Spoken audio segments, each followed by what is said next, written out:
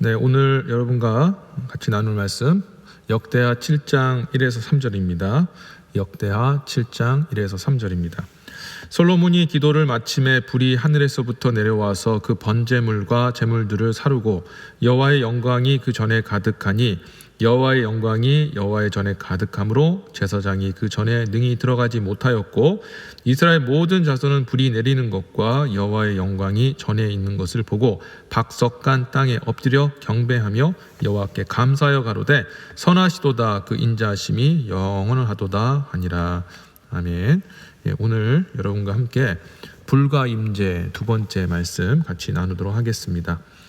자, 어제에 이어서 오늘 아침에도 불과 임재라는 제목으로 은혜 나누기를 원합니다.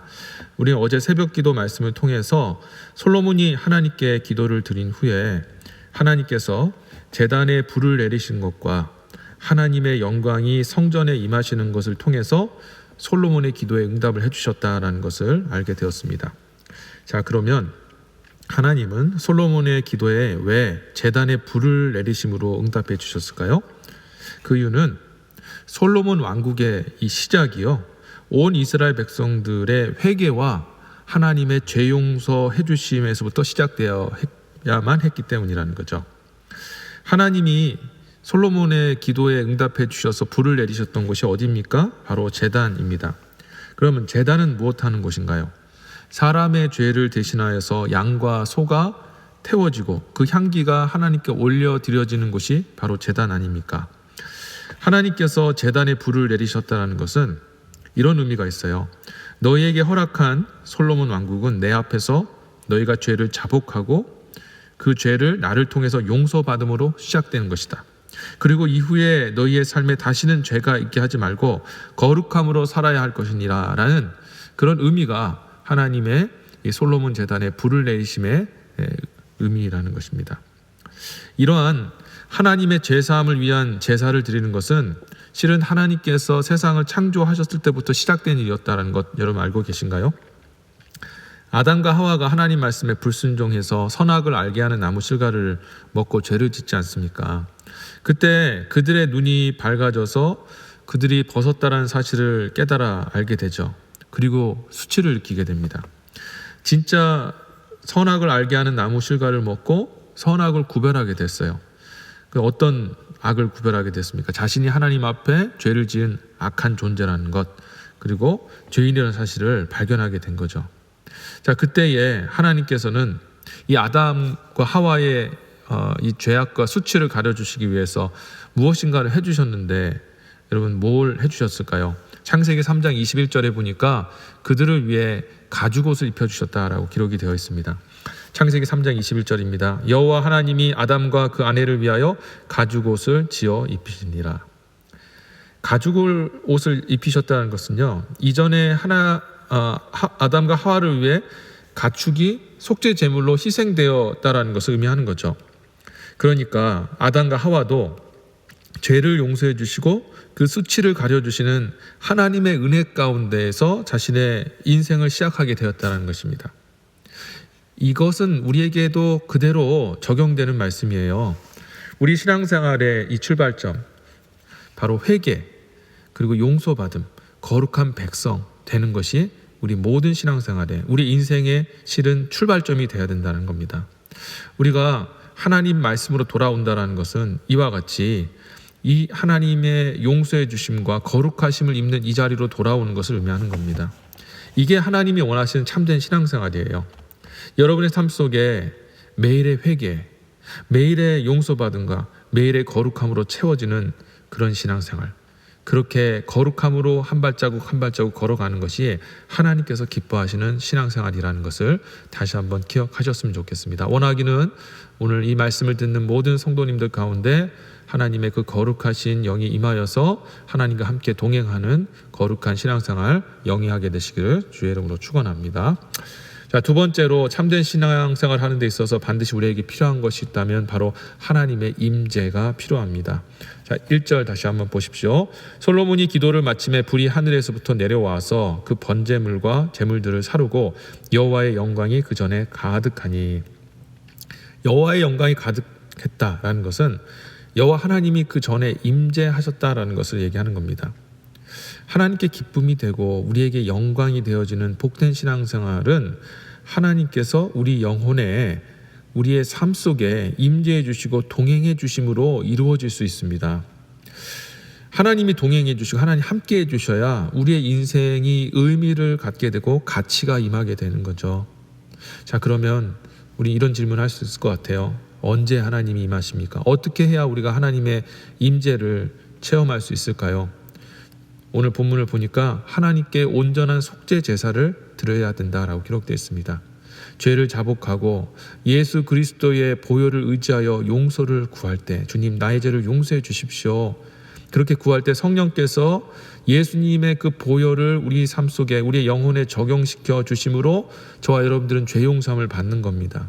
이렇게 예수의 보혈과 성령의 역사로 저와 여러분들의 영혼이 깨끗함을 입게 되어지면 어떻게 될까요? 하나님이 임재해 주시는 거예요. 저와 여러분들이 이해하기 쉬운 말로 말씀드리자면 거룩함을 입으면 성령의 충만함을 받게 된다는 겁니다. 자, 그러면 성령 하나님을 우리 마음 가운데 모시면 우리 안에 어떤 일이 또 벌어질까요? 오늘 본문에 의하면 하나님께 부복하고 경배하게 되고 하나님께 감사와 찬양을 올리게 된다는 겁니다. 3절 보십시오. 이스라엘 모든 자손을 이 불이 내리는 것과 여호와의 영광이 전에 있는 것을 보고 박석간 땅에 엎드려 경배하며 여호와께 감사하여 가로되 선하시도다 그 인자하심이 영원하도다 아니라 라고 되어 있습니다. 하나님이 충만하게 임재하시면요, 그 영혼은 하나님께 완전히 부복하게 됩니다. 하나님이 온 천하 우주를 창조하신, 우리가 감히 감당할 수도 없고 범접할 수도 없이 크고 위대하신 분이라는, 광대하신 분이라는 것을 영혼이 깨닫게 되어지게 되면 그 영혼은 너무나 자연스럽게 하나님 앞에 엎드려 부복하게 되는 거죠. 하나님의 광대한 그 감당할 수 없는 신성에 완전히 압도를 당하게 되면 하나님의 놀라운 역사가 우리 안에 일어나죠.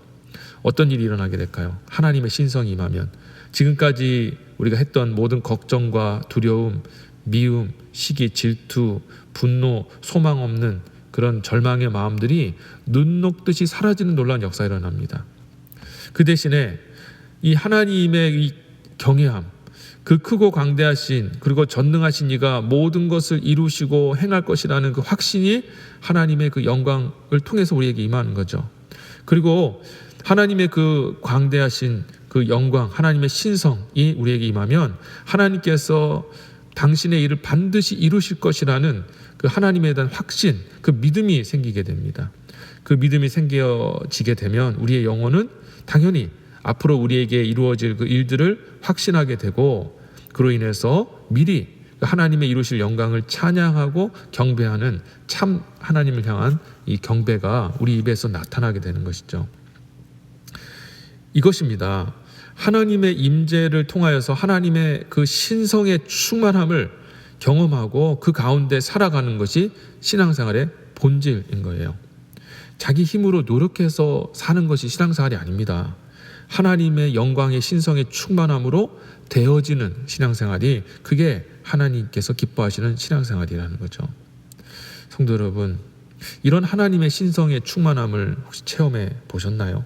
그 신성의 충만함으로 세상이 감당할 수 없는 믿음과 용기를 가지고 정말 담대하게 하나님의 사람이 되어, 영의 사람이 되어서 그렇게 멋지게 살아보신 적이 있으십니까? 만약에 없으시다면 그 은혜를 진심으로 사모하셨으면 좋겠어요. 언제나 하나님의 말씀으로 자기 자신의 죄악된 모습을 발견하시고요. 그리고 하나님께 나아가서 상한 모습 그대로, 죄악된 모습을 그대로 가지고 가서, 주님, 내가 이런 죄를 저질렀습니다. 제가 이렇게 하나님 앞에 죄인입니다 라는 것들을 입으로 고백하고 자복하세요. 그리고 기도하면서 성령께 도움을 구하세요. 성령 하나님, 내 안에 계신 성령님, 나의 죄를 용서해 주십시오. 예수 그리스도의 그 보혈을 내 영혼에 적용시켜 주시고 하나님께서 약속해 주신 그 죄 용서함의 그 약속을 하나님 내 마음 가운데 임하게 해 주십시오 라고 주님 앞에 간절히 구하고 기도하면 성령께서 언제나 구할 때마다 우리 죄를 용서해 주시고 저와 여러분들의 영혼을 깨끗게 해주시는 줄 믿으시길 바랍니다. 그러면 이렇게 영혼이 준비되어지고 깨끗함을 입으면 반드시 하나님은 임재하십니다. 왜? 우리의 이 마음은 예수 그리스도를 믿는 그때 이후로 우리의 마음과 영혼은 하나님의 전이 되었기 때문입니다. 전이 깨끗하게 치유되어지고 또 온전하게 준비되어지면 하나님은 언제나 당신의 당신의 집으로 돌아오시는 거예요. 그래서 그 전이 임하면 하나님의 신성도 충만하게 임하는 것입니다. 그러면 우리가 열심히 어떤 노력을 통해서 하나님을 경외하고 경배하는 것이 아니라 하나님의 그 신성의 충만함으로 인해서 우리로 하여금 정말 자연스럽게 정말 우리 안에서부터 흘러나오는 하나님 주시는 감동으로 하나님께 경배하고 찬양하고 부복하고 순종하며 살아갈 수 있는 그런 복된 신앙생활, 세상에 정말 그 어떤 것도 줄 수 없는 평안함과 담대함으로 세상을 살아갈 수 있는 그런 복된 인생을 살 수 있게 되는 거죠. 이런 삶이 바로 우리에게 주어진 신앙생활입니다. 억지로 우리의 어떤 노력으로 우리 힘으로 하는 게 아니라, 그래서 뭐 시험 받고 뭐 이렇게 작은 것에 넘어지는 신앙생활이 아니라 하나님의 그 신성함으로 충만하여 하는 그런 신앙생활, 그게 우리에게 주어진 진짜 신앙생활이라는 거죠. 저는 여러분들이 그런 거룩한 신앙생활을 사모하셨으면 좋겠습니다. 그리고 사모하는 영혼의 하나님께서 그렇게 진짜 임하여 주셔서 그렇게 살 수 있도록 인도해 주실 줄 또한 저는 믿습니다. 오늘 여러분의 삶이, 여러분의 남은 삶이 하나님의 신성의 영광의 충만함으로 가득 찬 정말 진짜 신앙생활의 또 하루가 되어지기를 주 예수 이름으로 축원합니다. 아멘. 기도하겠습니다. 하나님 감사합니다. 오늘 또 귀한 말씀을 주셔서 우리가 하나님의 그 동행하심과 하나님 임재하심을 사모해야 된다는 것, 우리가 하나님 앞에 깨끗한 성전이 되어지면 하나님 임재하신다라는 것, 그리고 하나님의 신성의 충만함이 우리에게 임한다라는 것을 알게 하셔서 감사합니다. 그러한 하나님의 신성의 충만함을 사모하는 우리 성도들이 다 될 수 있도록 도와주시옵소서. 우리 힘으로 하는 그런 인간적인 신앙생활 말고 하나님의 영으로, 하나님의 성령의 충만함으로 하는, 신성의 충만함으로 하는 그런 거룩한 신앙생활, 영광스러운 신앙생활 할 수 있도록 도와주시옵소서. 우리 모든 성도님들에게 소망 주시고 그런 삶을 실제로 살 수 있는 은혜를 허락하여 주옵소서. 감사하고 이 모든 말씀 우리 주 예수님의 이름으로 간절히 기도드립니다. 아멘.